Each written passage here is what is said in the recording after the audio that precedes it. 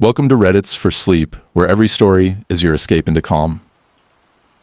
If this video helps you relax or drift off tonight, gently tap that like button so we can keep making more just like this. And if you haven't already, subscribe and let us tuck you in with a fresh hour of stories every single night. Story 1. The Cabin Agreement.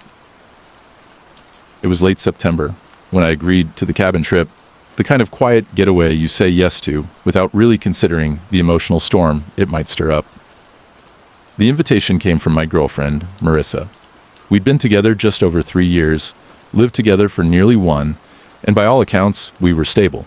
Not fireworks, every weekend stable, but the kind of steady relationship where the fridge always had both your favorite drinks, and someone remembered to pick up the dry cleaning even when you forgot to ask.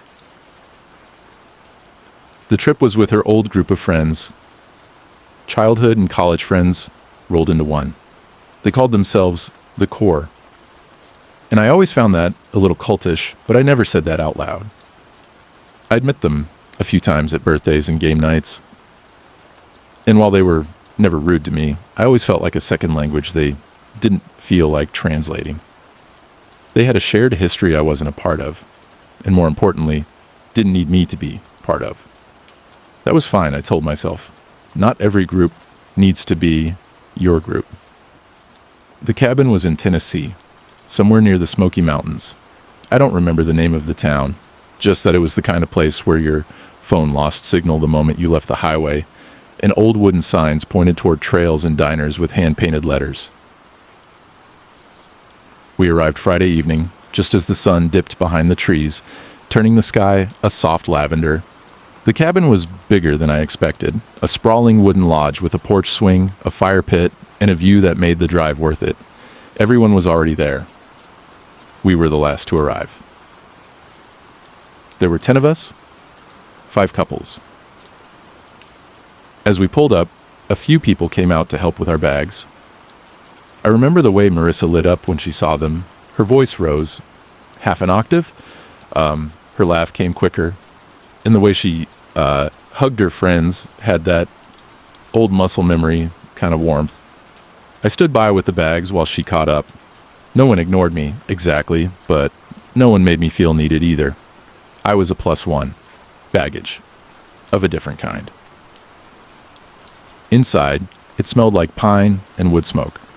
The kitchen had already become the communal hub. Open wine bottles, charcuterie boards, a speaker playing soft indie music. Everyone was buzzing with that vacation energy. I tried to match it. That's when I noticed something. No one mentioned where Marissa and I would sleep. As the evening went on, couples began retreating to their rooms. I assumed we'd be shown ours eventually.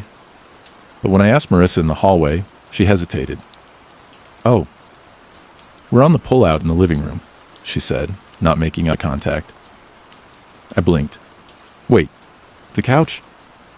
"Yeah," she said, brushing a strand of hair behind her ear. "I thought you wouldn't mind. I mean, it's just for 2 nights." "Did you know this before we got here?" Her silence was loud enough. "I didn't want to make a big deal of it," she added quickly. "You're usually so laid back about this kind of stuff." I nodded slowly. "That's the thing. I am laid back. But it's one thing to roll with plans, it's another to feel like you were expected to." That night, we unfolded the couch bed, the kind with a thin mattress that you can feel the metal frame through, and lay side by side in the middle of the common area. Upstairs, people were still drinking. Someone dropped a wine glass. Someone laughed so hard they snorted. A door slammed. Marissa rolled over and whispered, "Still glad you came." I didn't answer right away. "Yeah," I said eventually, though I wasn't sure I meant it. The next morning, I was up early. Not by choice. Someone was already grinding coffee beans by 6:30 a.m., just a few feet away from where my head had been. I sat on the edge of the sofa bed and stared out the window at the mist sitting low between the trees. I felt like a guest in a house full of owners. More accurately, I felt like a prop in someone else's nostalgia trip. We went hiking that day. I was quiet most of the time. Marissa noticed, but didn't press. On the trail, her friends joked and shared stories I didn't know. At one point, they started talking about a beach trip from sophomore year of college. Everyone remembered the name of the dog they'd met on the boardwalk, but no one remembered my name when passing around trail mix. Later that evening, after dinner, they played some card game involving inside jokes and punishments for breaking tradition. When I didn't know the rules, they laughed. Not in a mean way, but in that dismissive way that says, "You're not from here." Marissa drank more than usual. She always does when she's with them. Her laugh filled the room, but she didn't look at me much. I stepped outside. The air was cooler that night. The fire pit crackled, throwing orange sparks into the dark. I sat alone for a while, just listening to the woods. Inside, they were singing now, off-key, but together. I started to ask myself questions I'd avoided before. Was this what it would always be like? Would I always be the guy making room for her people, her plans, her comfort? Would she ever make room for mine? I don't mean that she was selfish. She wasn't. Marissa was kind, thoughtful, even. But sometimes the problem isn't cruelty, it's absence. A lack of consideration so quiet it can echo through your bones. When she finally came outside, she wrapped a blanket around herself and sat beside me. "You okay?" she asked. I nodded. "Just needed some air." She leaned her head on my shoulder. "I know this isn't your scene, but I love you for coming. Did you ever think maybe you should have made sure I was comfortable before asking me to come?" She sat up. "What do you mean?" "The sleeping arrangement. The way they treat me like I'm just there. They're just used to each other," she said. "You know how long we've all been friends." I sighed. "Exactly." There was a long pause. "I didn't mean to make you feel left out," she said softly. "I don't think you did it on purpose, but it still happened." She didn't have a response. We drove home Monday. The 6-hour ride was mostly quiet, filled with the kind of tired silence that follows an emotionally long weekend. About an hour out, she reached for my hand. I let her hold it, but I didn't squeeze back. The breakup came a week later, not with yelling, not with tears, just a quiet conversation in our apartment over cold pad thai. I told her I felt like a guest in her life. She looked down at her food for a long time before nodding. "I don't think I ever knew how to make room for someone without shrinking myself," she said. "I don't want you to shrink," I replied. "I just wanted to matter." And maybe that was the truest thing I'd said in years. She moved out a month later. I still think about that trip sometimes. Not with anger, just clarity. It taught me something I needed to learn. That being the easygoing partner isn't noble when it means erasing your needs. That love isn't just about showing up, it's about being seen. Once you do. And maybe most of all, that sometimes the smallest things like a pull-out couch in a room full of strangers can whisper the loudest truths. Story 2. My manager told me to act my wage, so I did. I work as a front desk supervisor at a mid-sized hotel chain in Northern California. Not a 5-star resort, but nice enough that we got regular business travelers, families doing wine country tours, and the occasional small conference crowd. The job wasn't glamorous, but I was good at it. I knew the systems, trained new hires, calmed down angry guests without needing a manager, and could flip a fully booked schedule when 2 airlines dumped passengers on us last minute. I didn't make much, around $19 an hour, but I stayed because the team was solid. Well, most of it. The issue started when we got a new general manager.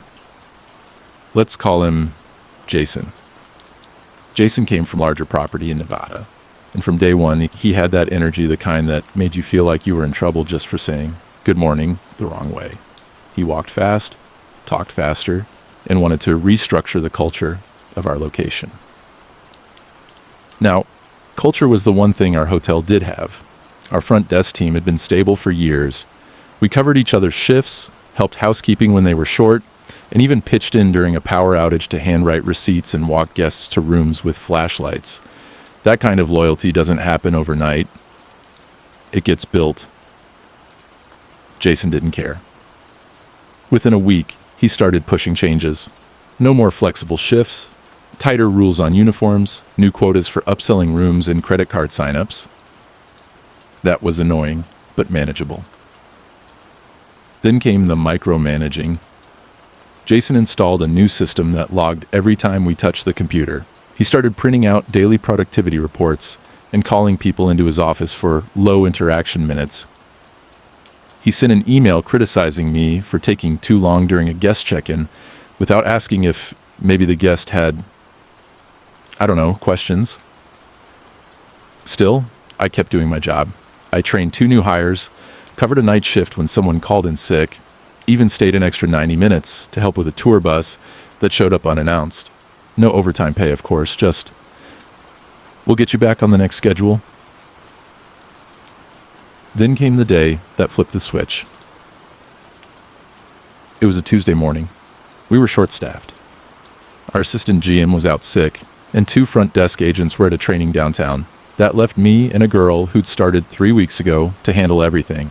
Checkouts, phones, room issues, and a line of people whose corporate cards weren't going through.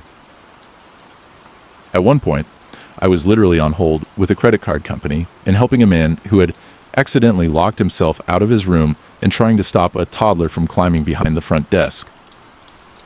Jason watched it all from his glass office. Did he help? Of course not. When things finally calmed down around noon, I walked to the break room to grab a protein bar and breathe for 5 minutes. Not eat, just breathe. Jason followed me.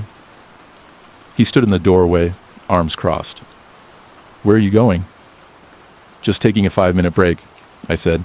It's been nonstop since 7. He nodded. That's interesting. Because according to your interaction log, you've had 17 idle minutes today. I blinked. What? Your computer shows 17 minutes where you weren't engaged. That's almost 20% of your shift so far. I stared at him. Jason, I've been running around helping people. You can't track physical work from a computer log. He smiled, that tight corporate smile. I just need you to remember something, he said. We all need to act our wage. Excuse me? You're paid to do a certain level of work. Not more, not less. Just the value of the position. Let's not blur lines. He walked out before I could respond. I sat there, stunned, not because of what he said, but because of how clearly he meant it. Not more, not less. That night, I went home and stewed. I thought about all the extra hours, the weekends I gave up, the emails I answered on my day off, the side tasks I picked up because I actually cared about the place running well. And I realized he didn't want effort. He wanted metrics. So I decided to give him exactly what he asked for. Act my wage. The next morning, I clocked in at 6:59 a.m., not a minute earlier. When guests arrived early, I told them check-in was at 3 p.m. sharp, no exceptions. I stopped refilling the coffee in the lobby. Since that wasn't in my job description, I didn't jump in to help housekeeping when they were short on towels. I didn't stay late to finish reports. If a guest had an issue outside my role, I cheerfully said, "Let me call a manager for you." That manager was always Jason. I stopped answering emails on my days off. When someone needed a shift covered, I politely declined unless it was scheduled in writing. I did exactly what I was hired for. No more, no less. At first, Jason was pleased. He even sent me a brief email. "Appreciate you staying focused this week. Keep it up." But then the cracks started showing. One day, a regular guest, a VP for a company that booked 10 rooms monthly, asked to switch rooms because of a leaky faucet. I told him it would need to go through management approval. Jason was in a meeting. By the time he approved it, the guest had checked out and canceled his company's future reservations. Jason called me in and asked why I hadn't handled it. I smiled and said, "You told me to act my wage. Room changes require management authorization." So I followed protocol. His face went pale. A week later, the assistant GM, bless her heart, pulled me aside. "What's going on?" "You're not yourself." I told her everything. She listened, sighed, and said, "He's alienated the entire staff. Half the team is either looking for new jobs or waiting for corporate to do something." Turns out I wasn't the only one. By the end of that month, 2 front desk agents quit. Our night audit guy left to work security at a nearby casino. Even our maintenance tech, a guy who'd been there 8 years, gave notice. Said he was tired of being tracked like a teenager. Jason, meanwhile, sent another round of policy emails. Then came the incident that ended it. It was a Friday evening. A wedding block of 20 rooms was checking in. The group had arranged early check-in and welcome bags for each room details we'd confirmed over the phone weeks prior. I knew the system. I'd handled wedding groups before. But it wasn't in my current job description. So when they arrived early and asked for bags and keys, I politely said, "That needs to be coordinated by sales or management. I'll call Jason for you." He was unreachable for 2 hours. The bride's sister started crying. A groomsman yelled. The lobby was chaos. I stood there and did only what my position required, check guests in as the rooms became ready. I didn't arrange rooms by family, didn't fix the welcome bag mistake, didn't comp anything. By 8 p.m., Jason arrived sweaty and panicked and tried to smooth things over. But the damage was done. The bride's father emailed corporate that night with a detailed complaint, including quotes from Jason's own emails that I'd screenshotted, especially the part about acting your wage. 2 weeks later, Jason was gone. Fired. Apparently, this wasn't his first rodeo with complaints. After that, things changed. The assistant GM became interim manager. Morale lifted. We laughed again. Someone brought in donuts for the break room, not from obligation, just because they wanted to. We stopped tracking interaction logs. We started being human again. As for me, I stayed another few months before leaving for a better-paying job at a boutique hotel across town. During my last week, the assistant GM gave me a thank you card. Inside it, she'd written, "Thanks for acting your wage," and showing us what real value looks like. I still have that card. Sometimes when I feel underappreciated, I reread it. And I remember. Never let a manager make you feel small for giving more than you're paid to, but also never feel guilty for stopping when they no longer deserve it. Story 3. I quietly sold my inheritance to protect my sanity. When I was 29, I inherited a house I never asked for, along with a family history I never really understood.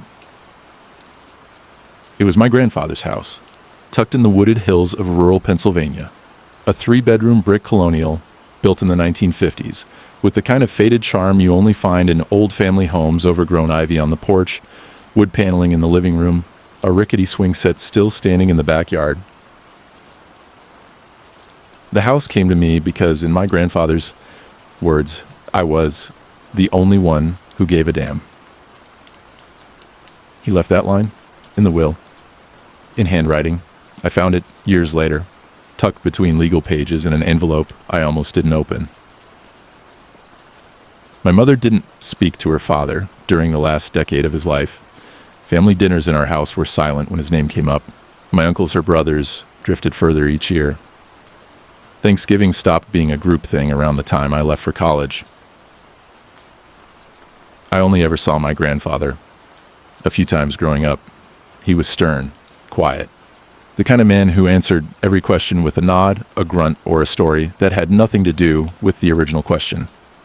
But when I started college, an hour from where he lived, I visited him sometimes. Not often, maybe twice a year. He didn't say much, but he'd always put on a pot of coffee and slice apples with perfect precision while I talked about classes and internships and roommates. It was a simple rhythm, but it meant something. Maybe to both of us. So when he died and the lawyer called, I didn't expect much. "You're the sole heir," she said, her voice surprisingly gentle. "The house, the land, what's left of his pension, it's all yours." I was shocked, and honestly, conflicted.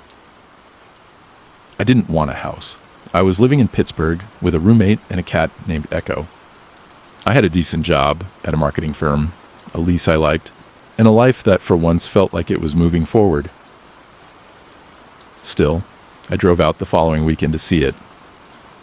The house was exactly as I remembered, frozen in time, his slippers still by the fireplace, his coat hanging near the door, a newspaper dated 2 days before his death still on the kitchen table. I wandered through the rooms, touching doorknobs, running my hand along the old wooden banister, listening to the silence like it was telling me something. I slept there that night, on the old guest bed, the mattress a little too firm, the air thick with dust and something deeper. I stayed through Sunday, cleaned a bit, took photos, then I locked up and drove home. I told myself I'd figure it out later. I didn't mention the house to my mom right away. I wasn't sure how she'd react.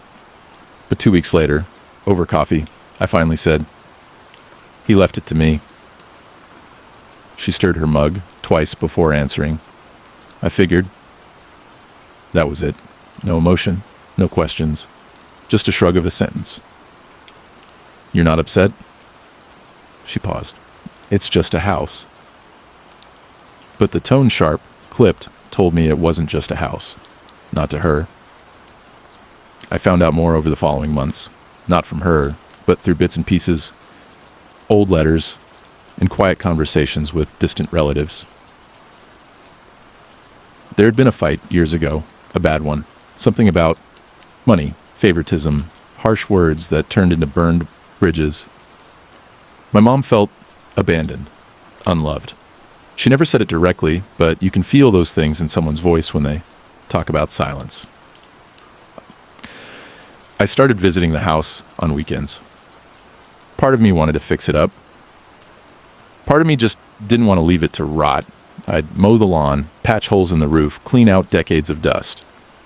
Neighbors stopped by sometimes, offering warm casseroles and warmer gossip. I learned more about my grandfather from those chats than I ever did growing up. He used to walk the block every morning like clockwork. Never missed a Sunday at the diner table by the window. Helped us fix our porch when the storm hit, didn't charge a dime. The stories surprised me, not because they were kind, but because they sounded like a different man. That fall, I mentioned the house to my uncles. Bad idea. One of them, Craig, showed up, unannounced, the following weekend. I found him in the garage, sorting through boxes. "Thought I'd take a look around," he said, not looking at me. "You could have called." "Didn't think I needed permission," he replied, pulling out an old fishing rod. "Half this stuff used to be mine anyway." That sparked the first real fight. "Actually, it's not," I said. "It's all mine now." He didn't like that. The next week, the other Uncle Paul sent me an email. "We should talk about how to fairly divide everything. It's not just about money, it's about family." I didn't respond. Because here's the thing. None of them showed up when he was alive. Not for years. No calls, no letters, not even a card at Christmas. And now, suddenly, everyone cared. It felt performative, Worse, it felt entitled. I tried to ignore it, to be the bigger person. But the messages kept coming. Subtle at first, then passive-aggressive. Then outright accusatory. You're letting this house divide the family. You always were his favorite. Must be nice to benefit from it. This isn't what he would have wanted. Maybe they were right. Maybe he would have wanted us to share it. But he didn't say that in the will. He left it to me. Not as a reward, but as a responsibility. And the pressure, it wore me down. I stopped sleeping well. I lost weight. I found myself avoiding calls from my mom, worried she'd take their side even though she never explicitly did. That winter, after one too many angry voicemails from Craig, I drove to the house one last time. I sat on the floor of the living room, the same spot I used to sit as a kid, with a hot cocoa in hand and my feet curled under me. I looked around at the peeling wallpaper, the faded curtains, the smell of old wood and long winters. And I said it out loud. I don't want this. Not the house, not the inheritance, not the guilt or the legacy or the fight. Just peace. So I made a decision. I called a local realtor, quietly. No announcement, no emails to family, no let's discuss it. I just sold it. Cash buyer, market rate, smooth process. I donated most of the furniture to a local church. I boxed up the few personal things, some photos, a pocket knife, a letter opener with his initials, and took them home. I gave the neighbors a heads up and said thank you for all the stories.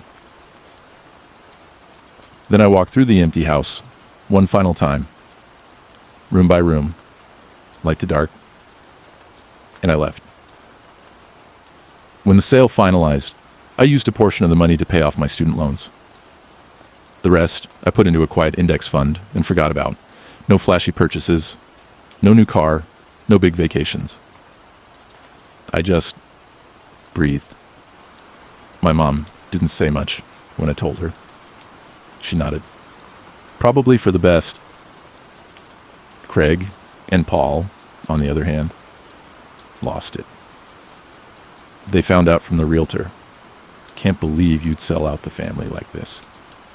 You should have given us a chance to make an offer. You betrayed him. I didn't respond. Because they weren't mourning the man. They were mourning the opportunity. The property. The illusion of something they hadn't earned. And I wasn't going to carry that anymore. Sometimes inheritance isn't a gift. It's a weight. And letting go, walking away from what everyone thinks you should want is the only way to keep from being buried by it.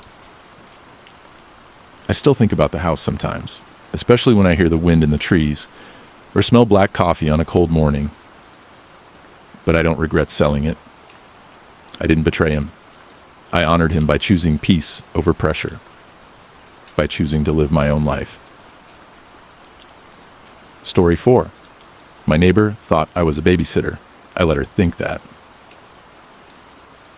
I moved into my new apartment complex during the tail end of spring, just as the air started getting thick with heat and that early season pollen that coats your car in yellow. It wasn't glamorous, just a 2-bedroom unit in a long stretch of tan, slightly cracked stucco buildings, but it was affordable and quiet, which is all I really wanted at that point in my life. I was 34, single, and newly remote after the company I worked for decided to downsize their East Coast office. I did operations and logistics for a nationwide boutique clothing brand, mostly emails, spreadsheets, and the occasional supplier call. Nothing glamorous, but steady work. And now, with no office to report to, I finally ditched the overpriced city and moved 90 minutes north into a neighborhood where grocery carts didn't need a deposit and kids rode scooters barefoot. My days were simple. I'd wake up, make a pot of coffee, open the patio door to let in the breeze, and sit down to work by 8 a.m. From my desk in the living room, I could see the parking lot, a small patch of grass with a tired-looking swing set, and the row of units across from mine. That's how I first noticed her. the little girl. She was maybe 7 or 8. Big, curly hair, always tied up with mismatched scrunchies. She'd come out around 10 every morning, barefoot, holding a tablet in one hand and a juice pouch in the other. She'd sit on the swing set, not swinging, just existing, sometimes humming, sometimes watching videos with the volume too high, occasionally talking to herself. At first, I thought she was on break from school or something, maybe homeschooled. Then I realized she was out there every day, for hours, alone. I didn't want to jump to conclusions. Maybe her parent or babysitter was nearby. Maybe they were watching from the window. Maybe this was just how they did things. But the more I saw, the less that seemed likely. One particularly hot afternoon in early June, I walked out to get my mail and found her crouched under the swing set, trying to pull off one of her sandals, which was stuck on a piece of bark. "Need help?" I asked gently. She looked up, startled, then nodded. I knelt down and helped her unhook the strap. Her foot was red and puffy. "Do you have sunscreen on?" I asked. She shook her head. I looked around. No adult in sight, windows closed, doors shut. "What's your name?" I asked. "Zara," she said softly. "My mom's at work. She says I can't go inside until her lunch break." I blinked. "What?" "She works from home, on the phone. She says I talk too much. So I play outside until lunchtime." It was 2 p.m. Something knotted in my stomach. That night, I heard arguing through my bathroom wall, raised voices, something about needing a break and just play outside. My unit shared one wall with the apartment next door. I didn't know who lived there, but the voices matched the little girl's energy, loud, sharp, desperate for calm. The next morning, Zara was outside by 9:30. I brought her a bottle of water and a banana. "You don't have to talk," I said, smiling. "Just something to help with the heat." She grinned and took it without hesitation. And that's how it started. Over the next few weeks, I became her unofficial friend. I'd wave from my window. She'd wave back. Sometimes I'd walk outside on breaks and sit a few feet away while she told me stories, long, meandering tales about the bugs she found, her favorite cartoons, what she wanted to be when she grew up. Her mom never came out. Once, I caught a glimpse of her early 40s, tight bun, Bluetooth headset clamped over one ear. She stepped out to hand Zara a snack once, didn't notice me, then disappeared inside again. The first actual interaction we had was when she knocked on my door unexpectedly one Saturday. I opened it, still in sweatpants, holding a mug of coffee. She smiled, too wide. "Hi, I'm Layla, Zara's mom. I just wanted to say thank you for being so nice to her. She's very fond of you." "Oh," I said, surprised. "She's sweet. I don't mind chatting with her sometimes." Layla tilted her head. "You work from home, right?" "I do." "That's great," she said. "Actually, I have a huge presentation Monday, and I was wondering if maybe, just for the morning, you could keep Zara company?" I hesitated. "What do you mean by keep her company?" She waved a hand. "Nothing big. Just let her stay at your place for a few hours. She won't bother you. She'll just sit and watch her shows. I'll send snacks. Promise?" I felt that knot again in my stomach. "I'm really busy on Mondays," I said. "Back-to-back calls." "Oh," she said, blinking. "Okay. Maybe another time then." She left. But Monday came, and at 9:15 a.m., Zara knocked on my door with a small backpack, a juice box, and no shoes. "My mom said it's okay," she said, looking unsure. I looked past her. No Layla in sight. I let her in. I gave her a pillow and some coloring pages and told her she could hang out quietly, but that I'd be working. She nodded and sat cross-legged on the floor, headphones in, drawing quietly. She stayed until 2 p.m. Layla never checked in. No text, no call. Just showed up to retrieve her with a quick, "Thanks so much," and a Starbucks gift card I didn't ask for. And so began the pattern. Every couple of days, Zara would knock, sometimes with a backpack, sometimes without. Layla stopped asking. It was assumed. And I let it happen. Not because I was too nice or naive, but because I genuinely liked Zara. She was smart, funny, curious, and starved for attention. Every day she came over, I'd see her shoulders drop, like she could finally exhale. But the more I let it happen, the more complicated it became. I wasn't a babysitter. I wasn't trained. I wasn't being paid. I didn't even have a child-proof home. But Layla never asked. She just offloaded, conveniently. One afternoon, I gently confronted her. "I'm happy to spend time with Zara now and then," I said, "but I can't be responsible for her like this. I'm not a daycare." Layla smiled thinly. "Of course, I understand." But she didn't change. In fact, she doubled down. The next week, she left Zara with me for 6 hours. No call, no message, no food. I had to cancel a Zoom meeting because the poor kid had a nosebleed and didn't know where the tissues were. That night, I made a decision. I wrote an email, polite, clear, firm. I said I wouldn't be able to watch Zara anymore, that I liked her very much, but I needed to focus on work. I offered some links to local day programs in case Layla needed options. She never replied. Zara stopped coming over. I saw her a few times after that, sitting on the swings, talking to herself, once I waved. She waved back, but her smile didn't reach her eyes. A few weeks later, a U-Haul appeared. They moved out overnight. No goodbye. No note. Just gone. It's been almost a year now. I still think about her sometimes. Zara. The girl who just needed someone to listen. And me, the accidental babysitter who couldn't keep being what she needed, but tried anyway. Sometimes, I wonder what would have happened if I hadn't said no. Would Layla have kept dropping her off? Would I have become more than just the neighbor? It's a strange kind of guilt, the kind that grows in silence.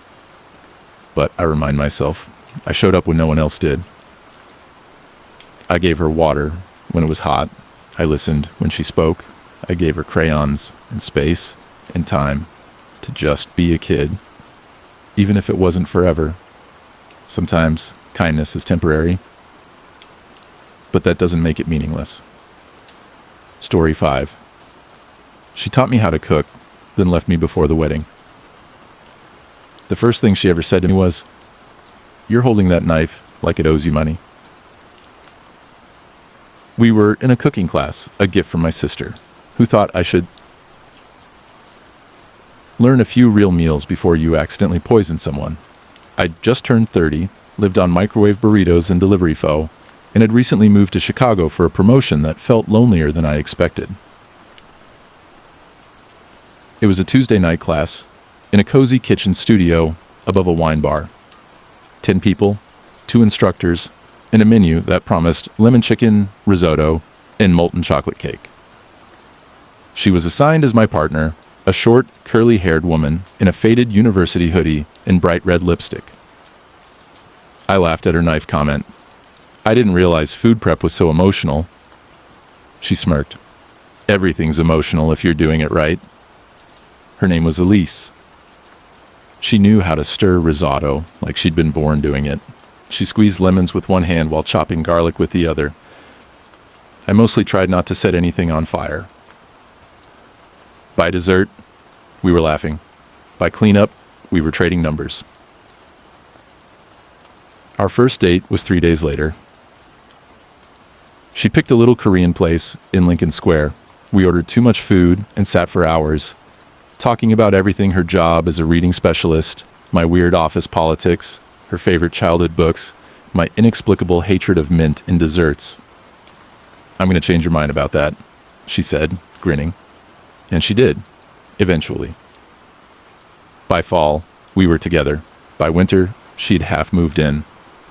Her books filled my shelves. Her oversized hoodie lived on the back of my couch. My kitchen, once sterile and silent, now smelled like simmering broth and sizzling garlic most nights. We cooked together, constantly. She loved teaching me. She never rushed. She let me mess up.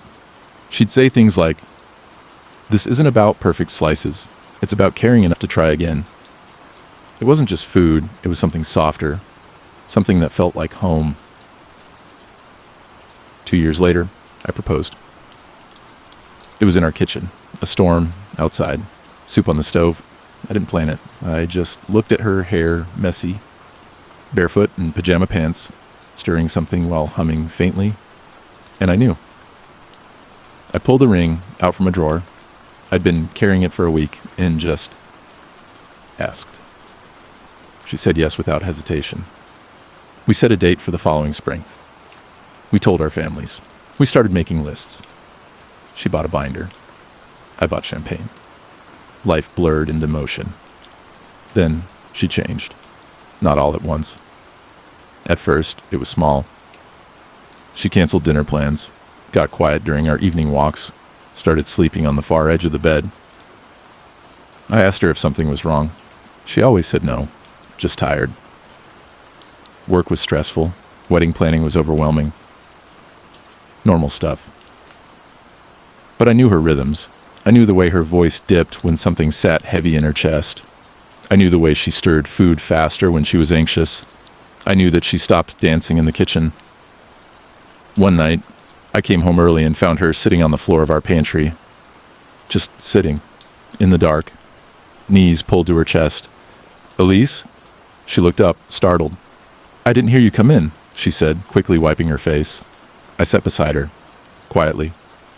"Are we okay?" I asked. She didn't answer right away.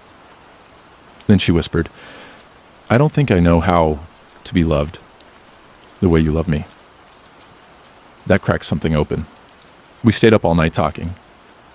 She told me she'd always felt like she was waiting to mess it up, like our life was too good, too safe, that she didn't know how to live without chaos, that she sometimes wondered who she was without fixing things. "I'm not broken," she said softly, "but I don't know how to stop looking for cracks." I told her we'd figure it out. Together. She nodded. She kissed me. She cried. But something in her eyes had already shifted. 2 weeks later, she moved out. She left me a note on our kitchen table, the same one where we used to eat from the same bowl, because she said food tasted better that way. The note was short. "You've given me more love than I knew what to do with. I need to learn how to hold it before I crush it. Please don't wait for me. E." She took most of her things, left behind the binder, left behind the hoodie, and the knife set she bought us for our first Christmas together. For weeks, I couldn't cook. The kitchen went dark again, takeout containers stacked. I threw out food that expired. I couldn't listen to music because every song reminded me of her humming off key. People told me to move on, that if she left once, she'd leave again. That you deserve someone who's ready. Maybe they were right, but I wasn't angry. I was just grieving a life that almost was. Months passed. I started cooking again. First, slowly, pasta from a box, scrambled eggs. Then, one night, I made lemon chicken, her recipe. I cried while zesting. But I didn't stop. Cooking became how I healed. I hosted friends, tried new spices, learned how to marinate, started journaling my meals, taking photos. It was the same kitchen, same knives, same stove, but it felt different. Like she had taught me something I wasn't meant to forget. Not just food. but presence, care, listening. A year after she left, I got a letter. Handwritten, no return address. Inside, I'm still learning how to love myself without conditions. But I think about you every time I cook. I hope you still dance in the kitchen. Thank you for teaching me peace. I didn't write back. Not because I was angry, but because I didn't need to. She gave me a beginning. And some stories aren't meant to be finished, just felt. So I keep cooking. I keep listening to music in the kitchen, even when it hurts. And I still cut lemons the way she showed me, slow, gentle, steady, like they deserve it. Story 6. I left my job without telling anyone, just vanished. I didn't rage quit. I didn't scream. I didn't even give 2 weeks notice. I just stopped showing up, and nobody noticed for 5 days. I was 36, working in an open plan office for a mid-size logistics company in Indianapolis. My title sounded fancier than it felt, client optimization coordinator. It mostly meant spreadsheets, back and forth emails with warehouse managers, and the occasional passive-aggressive meeting where people use phrases like circle back and ownership mindset. I'd been there almost 9 years. Same cubicle, same chipped coffee mug, same painful fluorescent lighting that made everything, including my own skin, look a little too gray. I wasn't miserable. Not exactly. Just worn down. There's a kind of slow erosion that happens when your life becomes predictable, when every week is a copy of the one before it. Wake up, commute, stare at screens, eat lunch at your desk, smile politely, go home, microwave dinner, watch 2 episodes of something you don't care about, scroll in bed, sleep, repeat. The only things that changed were the snacks in the break room and the temperature in the office, which somehow always hovered between refrigerated warehouse and armpit of hell. I used to have hobbies: photography, journaling, going to live jazz nights at a tiny basement bar with red lights and warm acoustics. I used to feel like a person. But by my mid-30s, that person felt like a blurry memory, like someone I used to know, but couldn't quite reach anymore. The final straw wasn't dramatic. It was a Tuesday morning. My manager, Chris, asked me to redo a report I'd already submitted twice. It just needs a little more polish, he said, not looking up from his screen. That was code for, I don't know what's wrong, but it doesn't feel like effort. I smiled, nodded, walked back to my desk. And I sat there, staring at my monitor, while the cursor blinked in a sea of empty cells. Then something inside me whispered, "You could leave right now." And so I did. I grabbed my coat, walked out through the side door, got into my car, and drove home. No email, no Slack message, no explanation. Just gone. That first day felt strange. I expected guilt, panic, something heavy. But instead, I felt still. I made a proper lunch, an actual salad, not something from a plastic box. I opened the windows. I sat on the floor with my dog, who seemed confused but happy to have me around at noon. That night, I journaled for the first time in over a year. Just 3 lines. I left. No one stopped me. I think I needed this more than I realized. Day 2 passed. Then day 3. I checked my email once. Nothing. No missed calls, no texts, no one asking if I was okay. By day 5, HR finally reached out a short, cold message, asking if I intended to return, or if they should process separation. It stung. Not because I wanted them to beg, but because after 9 years it felt like I was just another blinking light that went dark. I replied, "Process it." That was it. I wish I could say I had a plan. I didn't. I had some savings, enough to coast for a few months. I wasn't in debt. I lived alone. No kids. No mortgage. So I gave myself a rule. No job, hunting for 30 days. Instead, I'd rebuild myself, piece by piece.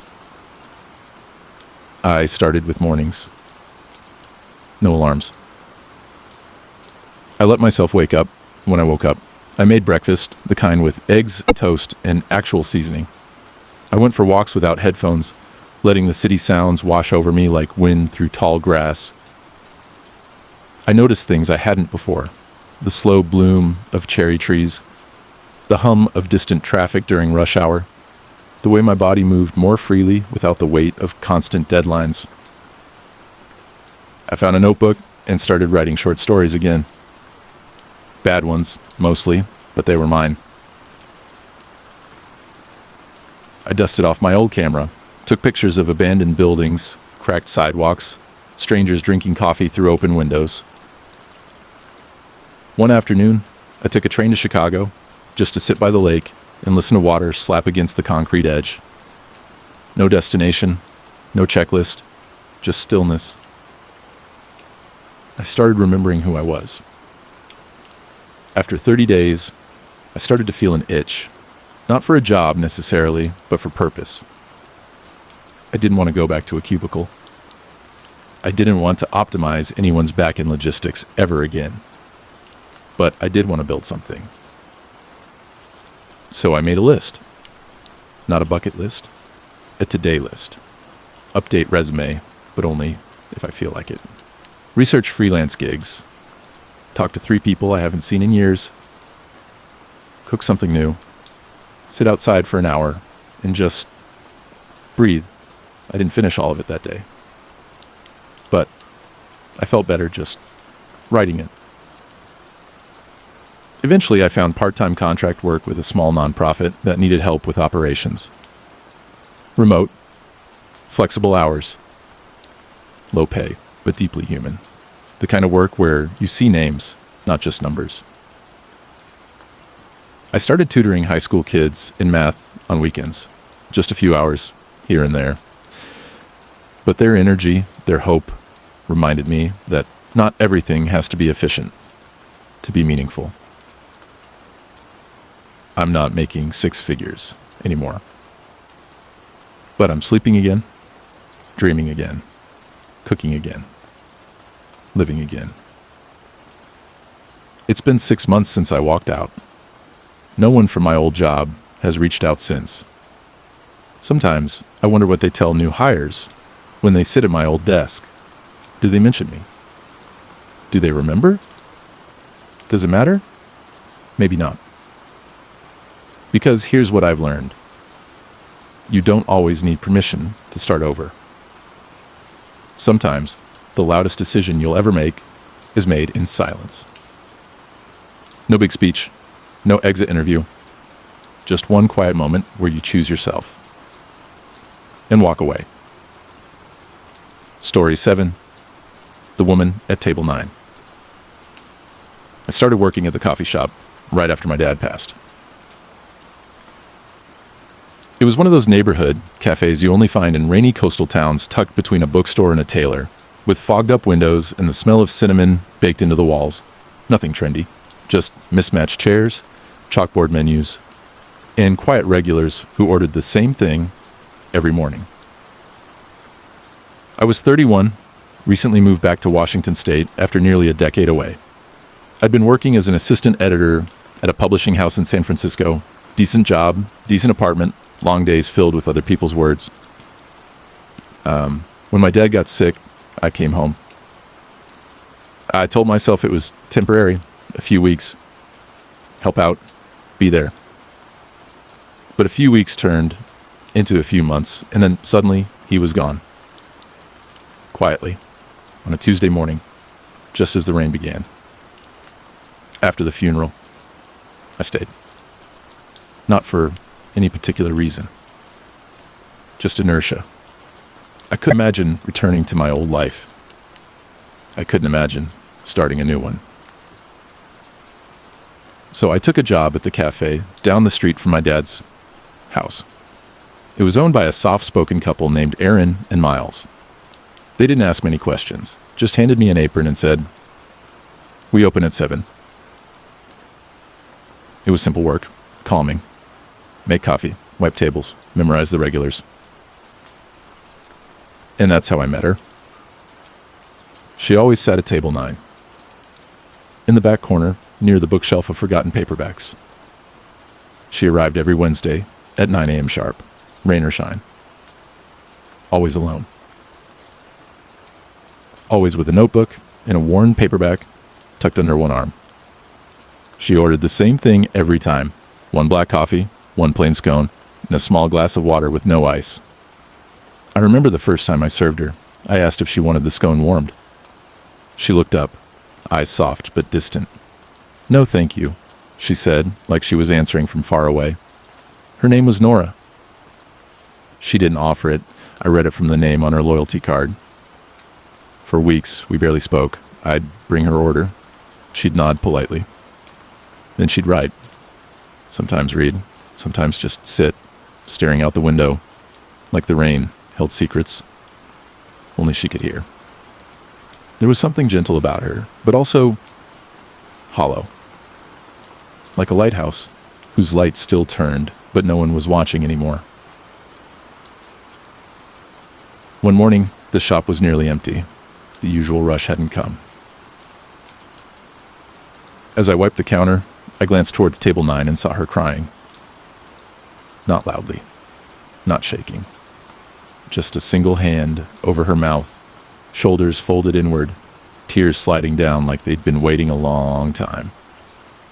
I hesitated. Then, without thinking, I poured a second cup of coffee and brought it over. She looked up, startled. "I didn't order." "I know." I said, "It's on me." She stared at the cup, then at me. Then she nodded once. "Thank you." I didn't sit, didn't ask, just walked away. But from that day on, things shifted. She started asking my name. She'd make small talk about the weather, the books on the shelf, the music playing overhead. She told me she used to come here with someone. Her husband. He liked the corner seat, she said once. Said it was the best view of the world walking by. I didn't pry, just listened. Some weeks, she'd bring a different book. Once, it was a gardening guide from the 80s. Another time, a beat-up poetry collection with margins full of notes. This was his, she said, gently flipping a page. I still hear his voice when I read certain lines. I told her about my dad, about how I still heard him humming sometimes in the mornings when the kettle boiled and the house creaked in familiar ways. She smiled at that. We never made plans, never exchanged numbers. But every Wednesday, she was there. And slowly, table 9 didn't feel so quiet anymore. One morning in late fall, I arrived early and found Nora already sitting at table 9. But something was different. She looked nervous. A small, wrapped box sat on the table in front of her. When I brought her usual, she pushed the box toward me. I got you something, she said, for listening. I opened it carefully. Inside was a fountain pen, old but beautiful, deep green with gold accents and a soft ink flow. It was his, she said. He wrote with it every day. He'd want someone to use it. I almost cried. Instead, I said, "Are you sure?" She nodded. "You gave me company when I didn't know how to ask for it. This is just, thank you." I used that pen in my journal for months. Winter came. Snow dusted the sidewalks. Lights blinked in frosted windows. One Wednesday, Nora didn't show up. I figured she might be traveling, visiting family, caught in the weather. But the next week, she wasn't there either. And the next, I asked Aaron and Miles if they'd heard from her. They hadn't. Her phone number wasn't on file. I walked past table 9, now empty, and ran a hand over its wooden edge. And I waited. Weeks passed. Then one morning, a letter arrived at the cafe addressed to me in handwriting I recognized. Inside. Dear June, I'm okay. Just trying to find a new rhythm. I moved to Portland to be closer to my daughter. The silence here feels different, but maybe that's a good thing. Thank you for being kind when I was unraveling, for remembering my coffee order, for letting me talk when I needed, and letting me sit in silence when I didn't. Table 9 felt sacred because you made it that way. I hope your words find their way into the world. Use the pen. Tell the stories. I'll be listening. With care. Nora. I kept the letter in the back of my journal. I still work at the cafe. Not forever, maybe. But for now, it's enough. Sometimes I see someone sit at table 9, and I smile. Because I remember what it means to quietly save each other without ever naming it. Story 8. He said I was too boring, so I changed everything except me. I met Darren at a friend's 4th of July barbecue. He was wearing a faded NASA t-shirt and laughed at all the right moments. We ended up sitting on lawn chairs near the fire pit, balancing paper plates on our knees, talking about music and movies and the exact right time to leave a party without being rude. By the end of the night, he offered to walk me to my car. We stood in that awkward pause that comes before a first hug or a maybe kiss. And he just smiled and said, I hope I see you again. That smile hooked me. I was 32, recently out of a quiet, mutual breakup, still living in the same apartment I'd had since college, teaching 3rd grade, volunteering on weekends. I had a life that felt simple, if not exciting. Darren, on the other hand, was energy personified. He worked in tech, played intramural soccer, had a standing Thursday trivia night with his friends, and always seemed to be doing something: camping, brunching, live music, road trips. Dating him was like grabbing a vine and swinging into someone else's world. At first I loved it. The whirlwind, the attention, the way he'd pull me into his orbit like it was the most natural thing in the world. He'd say things like, "You're a good balance to my chaos." And I'd glow. But after a while, the glow dimmed. Because balance started sounding like code for invisible. It started small. We'd be at brunch with his friends, and I'd try to contribute to the conversation, but he'd talk over me. Ignore her, he once joked, nudging me playfully. She's a teacher, her life's recess and gold stars. Everyone laughed. I did too, at first. Then came the subtle shifts. He stopped inviting me to certain events, said they were more his vibe. He rolled his eyes when I suggested weekend plans. Can we just chill for once? He'd say. Which was rich, because chilling was all I ever did, according to him. And then, one night, it all snapped into focus. We were at his place, half watching a documentary. I'd made dinner a pasta dish I'd practiced after seeing it on a cooking blog. I was proud of it.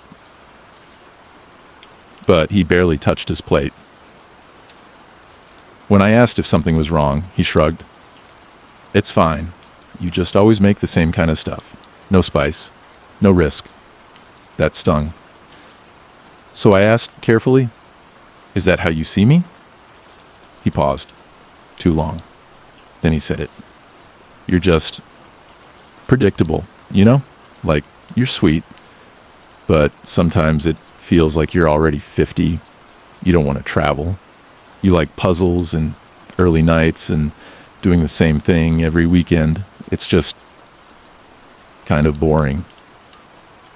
He said it like he was commenting on the weather. I don't remember what I said after that. Probably nothing. I just remember my ears ringing. I left quietly the next morning. No fight, no drama. He texted a few hours later. "Sorry if I was harsh. I was just tired. You know I care about you." But the words kept echoing. Kind of boring, predictable. like I was something to endure instead of someone to love. I didn't reply. Not right away. I needed space to think, to breathe. And that's when I realized something. He wasn't entirely wrong. My life was predictable. But not because I was boring. Because I was safe. Because I had peace. And somewhere along the way, I'd started thinking that made me less worthy of excitement or love or being seen. So I didn't change who I was. But I did change how I lived. Not out of revenge, but out of curiosity. I started saying yes to things I'd said no to, not because I didn't want them, but because I'd convinced myself I wasn't the type. I signed up for a pottery class. Bad at it. Loved it anyway. I joined a book club, not for the books, but for the conversations. I started walking new routes through my neighborhood, discovered a bakery I'd never noticed, a bookstore that hosts late-night readings, a park where people gather with their dogs and just exist. I dyed a strip of my hair copper, bought red lipstick, not for anyone else, just because it made me feel awake. I rearranged my furniture. I bought mismatched mugs. I started journaling again, not just what I did, but how I felt. And slowly, I began to see myself as someone interesting, not loud, not chaotic, but layered. One evening, months later, I ran into Darren at the farmer's market, of all places. He was with a friend. I was alone, carrying a bouquet of sunflowers and a loaf of rosemary bread I hadn't planned to buy. He looked surprised, maybe even impressed. "You look good," he said. "You seem different." I smiled. "I'm the same." And I meant it, because I hadn't transformed into some new person. I hadn't joined a circus, or moved to Spain, or shaved my head. I'd simply stopped apologizing for my softness. I stopped shrinking in rooms that didn't celebrate me. I stopped mistaking someone else's chaos for passion. And I started living in full color, even if it was quiet. These days, I still teach third grade. I still like early nights. I still make the same pasta dish, but now I add red pepper flakes and serve it on the patio, under string lights I hung by myself. My life is peaceful, gentle, beautiful. And if anyone calls that boring again, I'll just smile. Because they don't know the joy of drinking coffee slowly, or dancing in the kitchen at 8 p.m., or the thrill of being fully present in your own company. I am not boring. I am alive. And I've never loved my life more. Story 9. My dad refused to help me move, so I did it all myself. Moving day is supposed to be a fresh start. Boxes packed with hope, a rented truck humming in the driveway, and friends or family showing up to lift couches, crack jokes, and offer cold drinks on a hot afternoon. At least, that's how it looked in the movies. For me, moving out was a quiet battle. I was 28, living in a cramped 2-bedroom apartment in Portland, Oregon. The rent had doubled overnight, and my tiny job as a graphic designer wasn't stretching far enough. So I found a cheaper place, 2 neighborhoods over small. Yes, but mine. I called my dad, hoping for a hand. He didn't pick up. I texted, "Hey, Dad, moving next Saturday. Could use some muscle if you're around." No reply. The week passed with nothing. I asked my mom, who lived 2 states away.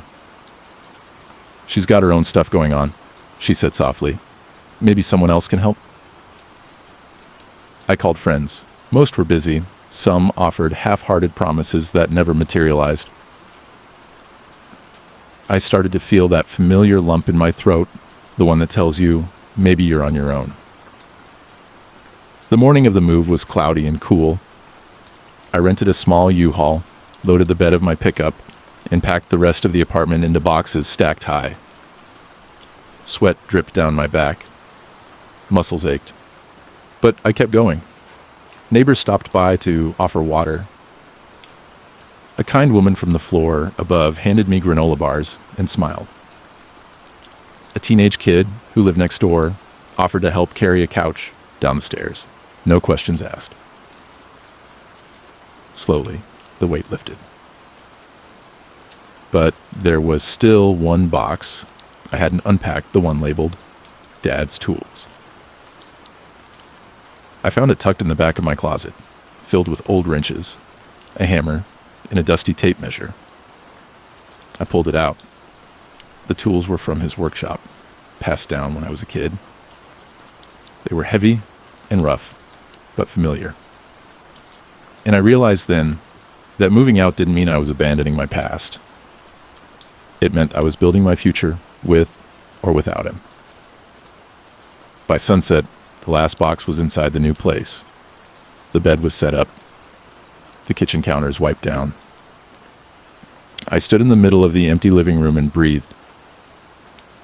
It wasn't perfect, but it was mine. And I had earned every bit of it. Weeks later, my dad finally called. "Sorry I didn't make it," he said, voice gruff. I wasn't sure how to help. I told him it was okay. Because sometimes help isn't about muscles or moving trucks.